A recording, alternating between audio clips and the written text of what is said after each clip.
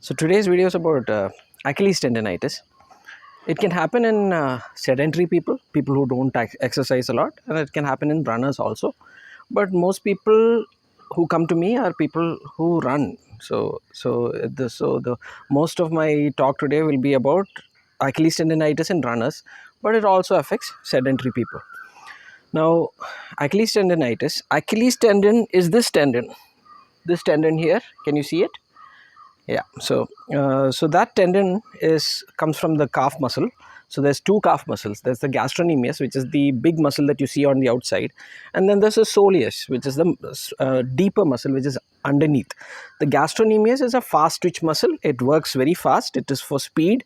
It is for power, but it gets tired very fast. The soleus is a deeper muscle, and it contracts slower, but it's got a lot more endurance. Now, Achilles tendinitis can happen. It is inflammation of the tendon, and what you'll experience is pain in this part, in this at the lower part of the tendon, and this pain can turn up at any time, and you can have so why does it happen? It happens because the tendon's been injured. It's not been torn, it's been injured, and it is trying to repair itself. And when the repair becomes unsuccessful, you will have residual inflammation, and that residual inflammation is what causes pain. Now, the residual inflammation can show up as a symptom in several ways. So you can have it 1 or 2 days immediately after your exertion, or you can have 2 to 3 weeks after your exertion, or you can have it every year at around the same time. Not necessarily, but usually it'll go away and it'll come back. It'll go away and it'll come back. So what happens? See, there's two main reasons why you've got residual inflammation. One is you're loading it too much, or two, you're not giving it enough recovery. And so when you think recovery, when people think of recovery, they think of complete rest. No, rest is not good.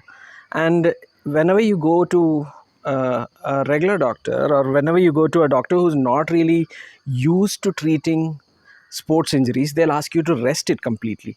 And it will work because the pain will go away, but the problem never goes away because it'll keep coming back. And that is why it's so difficult to treat. That is because rest doesn't work for this problem. Rest will work when there is a major injury and you need the tissues to join together again.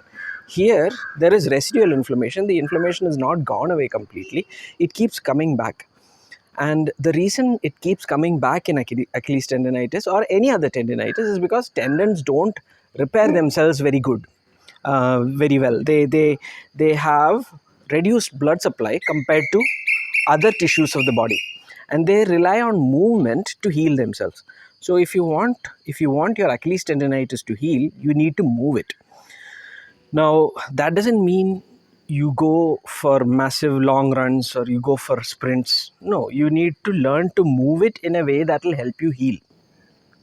So when you come to Achilles tendinitis, healing Achilles tendinitis, you need to think in terms of preventing the problem from occurring again, and you need to think about how to make it heal.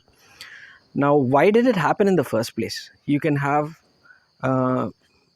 if the muscle's too tight, if the gastrocnemius and the soleus that I spoke about earlier is too tight and is not relaxing enough when the tendon stretches, all of that load is going to go into the tendon, and the tendon is going to have to take a lot of stretching force, and that is going to injure it. If the muscle is too tight, you're going to have trouble. If the fascia around it is too tight, you're going to have the same problem.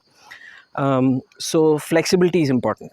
But then the other thing is, if the muscle is not strong enough, so when you're putting a foot down, when you're taking a stride, you're putting a foot down and then you're lifting off up again.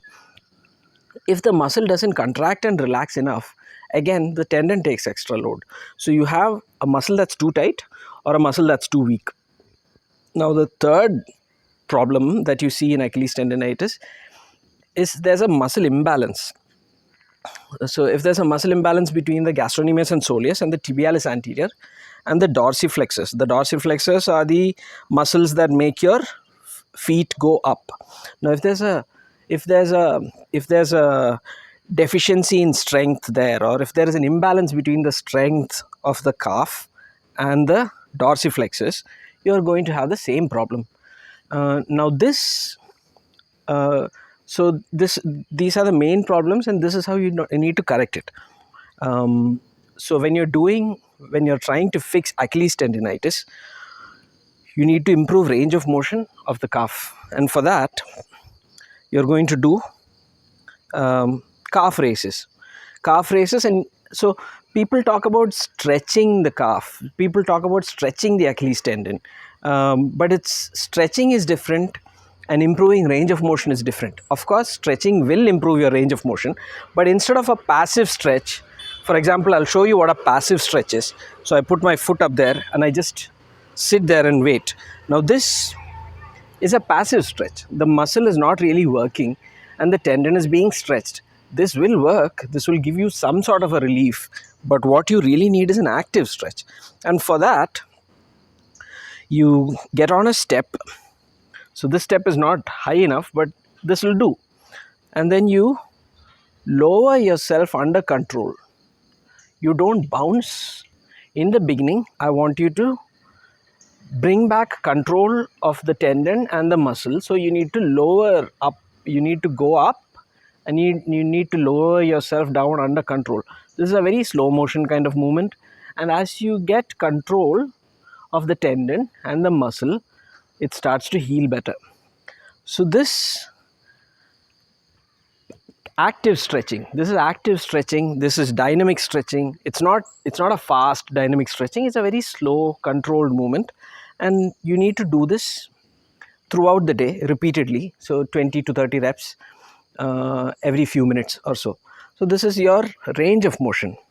Then there's a set of exercises that you need to do to improve the mobility of the ankle and the strength of the feet, and I'll put a link to it in the description. So it's called Exercises for Training the Feet. I had posted it long back. So that will improve your gait mechanics and that will reduce the load on your Achilles tendon. So those you'll have to do twice a day. Now this you'll have to do throughout the day. And then once you get control of this sort of movement, once you get control of this sort of movement, that's when you start, once the pain is reduced, that's when you start bouncing and loading it. If you start loading it too early, if you start loading it with fast movements too early, it will not heal as well. So you need to load it gradually to begin with, under control, and you need to do it throughout the day so that you can improve the circulation in the area, interstitial fluid and lymphatic fluid. And once the flow is improved, it starts healing, and once it's starting to heal, that's when you load it in a manner that I just demonstrated, this bouncing movement. And you don't need a step to bounce, you can actually just bounce standing there. And there's a bouncing, in bouncing you can bounce it in two ways. You can bounce it with the knees locked and straight, and you can bounce it with the knees slightly bent. So both are needed because the gastrocnemius and soleus have different actions depending on whether the knee is bent or the knee is straight. So this is about strengthening the calf, range of the motion of the calf, and exercises for training the feet. Now in order to correct the muscle imbalance, you'll have to do what's called the Tibialis Raises, and I'll post a video on how to do Tibialis Raises on a later video. So this is all local stuff. This is all stuff that you need to fix if you want to fix your Achilles tendon. Now if I spoke about recovery. If you're not recovering well enough, you are going to have a problem with healing this tendinitis, not just Achilles tendinitis, any other tendinitis. And if you've got just Achilles tendinitis on one foot, okay, I might think that it is a local problem and you might get away with what I just spoke about. But if you've got a tendinitis in the right Achilles and you've got a tendinitis in the left Achilles, you also got tennis elbow, you've got patellar tendinitis, and these things keep coming up again and again, then it means that you're not recovering globally. I mean, there is a systemic problem, in which case you'll have to make sure that your sleep is up to mark, you have to make sure that your nutrition is up to mark, and you have to make sure that your tissue quality is up to mark. So So that is about global recovery. So if it's just local, you can get away with the exercises I spoke about. And if it's multiple tendinitis turning up on different days, then you need to start thinking about other methods of recovery. Now, in order to speed up the recovery of your Achilles tendinitis, you might benefit from supplements. So you're going to benefit from magnesium glycinate, which will help with relaxing the muscle. So if you've got a tight muscle, if you've got cramps, using magnesium glycinate as a supplement will help you recover faster. If you've got collagen, because most of the tendon, all of the tendon is made, the structural elements of the tendon comes from collagen, and if you don't have enough collagen, you're not going to heal.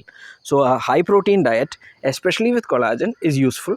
And if you want collagen from a natural source, you need to look at bone broth. There is no other natural source of collagen. It will have to be non-vegetarian.